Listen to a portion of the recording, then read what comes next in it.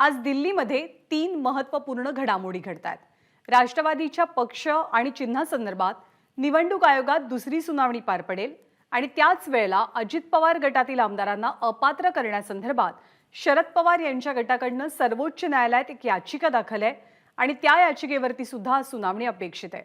तर दुसरीकडे देशातल्या 5 राज्यांच्या सार्वत्रिक निवडणुकांचा कार्यक्रम सुद्धा आज जाहीर होणार आहे। या संदर्भात दुपारी 12 वाजता निवडणूक आयोगाची पत्रकार परिषद आयोजित केली जाते।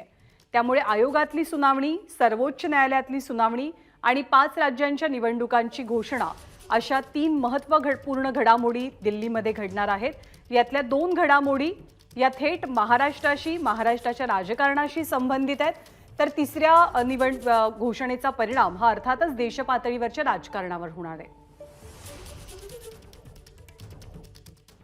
आणि राष्ट्रवादीच्या बाबतीतला विचार करायचा झाला तर 2 महत्त्वपूर्ण सुनावणी आज पार पडतील। एक सुनावणी म्हणजे शरद पवार गट अजित पवार गटाच्या विरोधात सर्वोच्च न्यायालयात गेलेला आहे। आमदार अपात्रतेविषयी शरद पवार यांच्या गटाने एक याचिका दाखल केली आहे। त्याची सुनावणी सर्वोच्च न्यायालयात पार पडेल। तर दुसरी सुनावणी ही राष्ट्रवादीच्या पक्ष आणि चिन्हासंदर्भातली निवडणूक आयोगातली सुनावणी आहे। शुक्रवारी पार पडलेल्या सुनावणीत अजित पवार गटाने युक्तिवाद करताना शरद पवारांनी हुकुमशाही पद्धतीने पक्ष चालवला असा आरोप केला आणि परस्पर पत्र काढून ते नियुक्त्या करायचे असाही आरोप करण्यात आला। तर शरद पवार गटाने पक्षाचं चिन्ह गोठवलं जाऊ नये अशी मागणी केली आहे। या सगळ्याच्या पार्श्वभूमीवर आजच्या या दोनही सुनावण्यांकडे लक्ष लागून असेल। तर शरद पवार गटाने आमदारांच्या अपात्रतेसंदर्भातील सुप्रीम कोर्टात एक याचिका दाखल केली आहे। जयंत पाटील यांनी 26 तारखेला ही याचिका दाखल करत अजित पवार गटाचे 41 आमदार अपात्र करावेत अशी मागणी याचिकेच्या माध्यमातून केली आहे। तर शरद पवार यांच्या गटाच्या याचिकेवरती निर्णय देण्यापूर्वी अजित पवार गटाची बाजू ऐकून घेतली जावी यासाठी कॅव्हेट सुद्धा दाखल झालंय। शरद पवार गटाच्या याचिकेवरती आज सर्वोच्च न्यायालयात सुनावणी पार पडेल। आणि आणखी एक महत्त्वाची घडामोड आज दिल्लीमध्ये घडणार आहे, ती म्हणजे 5 राज्यांच्या विधानसभा निवडणुका आज जाहीर होण्याची दाट शक्यता आहे। कारण दुपारी 12 वाजता निवडणूक आयोग पत्रकार परिषद घेणार आहे।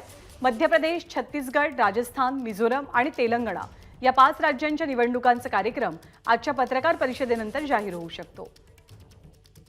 या सगळ्या घडामोडींसंदर्भात सविस्तर माहिती देण्यासाठी प्रशांत कदम आपल्या सोबत आहेत। प्रशांत, राष्ट्रवादीच्या 2 सुनावण्या, एकतर निवडणूक आयोगातली सुनावणी आणि सर्वोच्च न्यायालयातली, याबद्दलचे अपडेट्स काय आहेत? या सुनावण्यांमध्ये फरक नेमका काय आणि कोणता आहे? आणि अर्थातच निवडणुका जाहीर होण्याची शक्यता 5 राज्यांच्या।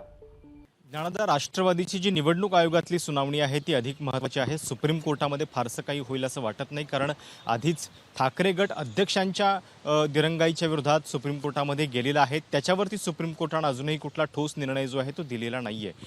निवडणूक आयोगामध्ये म्हणजे मागच्या वर्षी ऑक्टोबरमध्ये साधारणपणे 8 ऑक्टोबरच्या आसपास शिवसेनेच्या धनुष्यबाणाच्या बाबतीत चिन्ह गोठवण्याचा एक पहिला निर्णय जो आहे तो निवडणूक आयोगाने दिलेला होता। आणि आता एका वर्षानंतर राष्ट्रवादीचं घड्याळ चिन्ह नेमकं काय होणार, ते कुठल्या गटाला जाणार, याची चर्चा जी आहे ती सुरू झालेली आहे। शुक्रवारी 2 तास आर्ग्युमेंट झालेले होते। स्वतः शरद पवार त्यासाठी आयोगाच्या कार्यालयामध्ये हजर राहिलेले होते। आज 4 वाजता पुन्हा अजित पवार गटाकडून युक्तिवाद कंटिन्यू होतील आणि त्यांचे युक्तिवाद संपल्यानंतर शरद पवार गटाचा निवडणूक आयोगातला युक्तिवाद जो आहे तो सुरू होईल। 2-3 प्रमुख वैशिष्ट्ये आहेत जे आपल्याला कळते त्यानुसार शिवसेनेप्रमाणे राष्ट्रवादीच्या केसमध्ये तात्पुरता निर्णय होणार नाही, तर थेट अंतिम निर्णयच होईल। म्हणजे घड्याळ चिन्ह गोठवलं जाणार नाही, तर ते थेट एका गटाला दिलं जाईल, कारण सध्या कुठल्याही महत्त्वाच्या निवडणुका ज्या आहेत त्या तुर्तास्तरी दृष्टिक्षेपात नाही आहेत। त्यामुळे हा निर्णय होण्याची शक्यता वर्तवली जाते।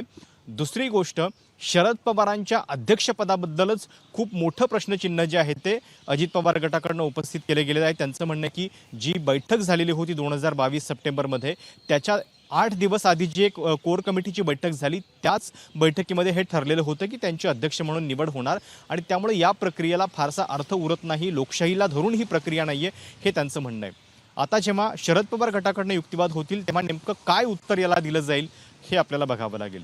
आणि सुप्रीम कोर्टामध्ये अध्यक्षांच्या निर्णयाविरोधात जरी त्यांनी याचिका दाखल केलेली असली तरी मुळामध्ये त्यांच्या केसमध्ये अजून निर्णय व्हायचा आहे, कारण सुप्रीम कोर्ट असे निर्णय जे आहे ते पहिल्यांदा अध्यक्षांच्याकडे सोपवतं आणि अध्यक्षांनी निर्णय घेतला नाही म्हणून गेल्या 6 महिन्यांपासून आधीच ठाकरे गटाची याचिका प्रलंबित आहे।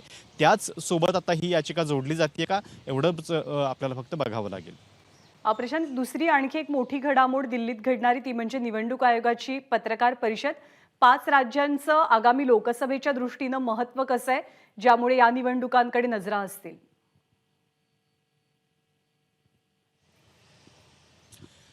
नक्कीच खरं तर या 5 राज्यांच्या निवडणुकीला लोकसभेची सेमीफायनल म्हणून बघितलं जातं आणि प्रामुख्यानं उत्तर भारतातली ही सगळी राज्य आहेत. म्हणजे 5 पैकी 3 राज्य जे आहेत, मध्य प्रदेश, छत्तीसगड आणि राजस्थान, आणि ज्या ठिकाणी भाजपचं लोकसभेला खूप मोठं प्रभुत्व आहे अशी सुद्धा ही राज्य आहेत. आणि त्यामुळे इथला कल जो आहे तो लोकसभेच्या दृष्टीनं खूप महत्त्वाचा सुद्धा असेल. मागच्या वेळी अर्थातच या 5 पैकी 3 राज्य जे आहेत ती काँग्रेसनं जिंकलेली होती, पण नंतर मध्य प्रदेशमध्ये सरकार पुन्हा बदललेलं होतं. या म्हणजे राजस्थान आणि छत्तीसगडपैकी कुठलं राज्य काँग्रेसला टिकवता येतं हे देखील आपल्याला बघावं लागेल. तेलंगणामध्ये सुद्धा काँग्रेसचा जोर वाढत चाललेला आहे. मिझोरममध्ये भाजपच्या मित्रपक्षांचं तिथं सरकार आहे. आणि गेल्या काही दिवसांपासून ही पण चर्चा होती की कदाचित या निवडणुका लोकसभेसोबत होतील, पण तसं आता होणार नाहीये.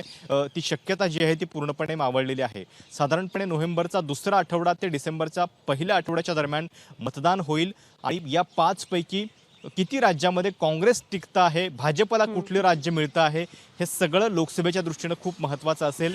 मध्य प्रदेशची निवडणूक तर खूप अर्थांनी गेल्या काही दिवसांपासून गाजतीये, कारण निवडणूक जाहीर होण्याच्या आधीच अनेक केंद्रीय मंत्र्यांना विधानसभेच्या रिंगणामध्ये भाजपनं उतरवलेलं आहे. आणि ही भाजपची अस्वस्थता आहे की वेळेआधीच त्यांनी ओळखलेलं गांभीर्य आहे, याची सुद्धा खूप चर्चा सुरू आहे. मध्य प्रदेशमध्ये काय आणि राजस्थानमध्ये काय, अजूनही आपल्या जुन्या महत्त्वाच्या नेत्यांना भाजपनं मुख्यमंत्री पदाचा चेहरा म्हणून प्रोजेक्ट केलेला नाहीये. आणि त्या अर्थानं या निवडणुका ज्या आहेत त्या महत्त्वाच्या असतील. प्रशांत, धन्यवाद या सगळ्या सविस्तर माहितीबद्दल. एबीपी माझा, उघडा डोळे बघा नीट.